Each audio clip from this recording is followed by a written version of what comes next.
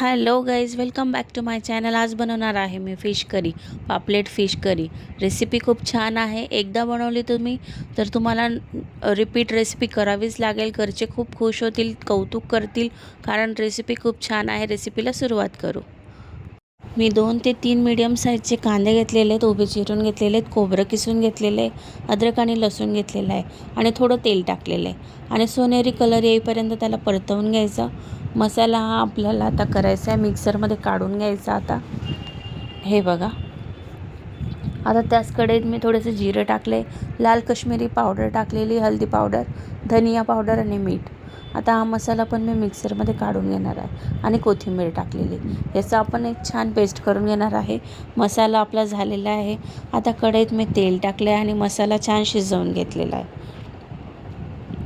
मसाला छान शिजूपर्यंत 1 ग्लास पाणी टाकलेलं आहे. आता हे मस्त गरम मसाला पण टाकून द्यायचा. थोडासा गरम मसाला टाकल्यानंतर हे छान शिजू द्यायचं. आपल्याला पॉपलेट फ्राय करून घ्यायची. त्यासाठी लागणारं साहित्य: दही घेतलेली, अद्रक लसूणची पेस्ट, लाल कश्मीरी पावडर, हळद आणि मीठ. आता हे मी पॅनमध्ये तेल टाकले आणि फिश फ्राय करून घेणार आहे. 1-1 मिनटं आपण फिश फ्राय करून घ्यायची आणि छान भाजीला उकळी आल्यानंतर ही फिश आपल्याला भाजीत टाकून द्यायची. हे बघा, फिश टाकून झाल्यानंतर मी थोडं 2 ते 3 मिनटं शिजू देणार आहे भाजीला.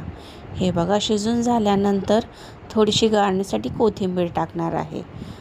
कोथिंबीर स्प्रेड करून घ्यायची. आपली रेसिपी आता रेडी आहे, फिश करी. एकदा नक्की ट्राय करा. अशाच छान छान रेसिपीसाठी चॅनलला सबस्क्राईब केलं नसणार तर प्लीज चॅनलला सबस्क्राईब करून घ्या. Thanks for watching guys.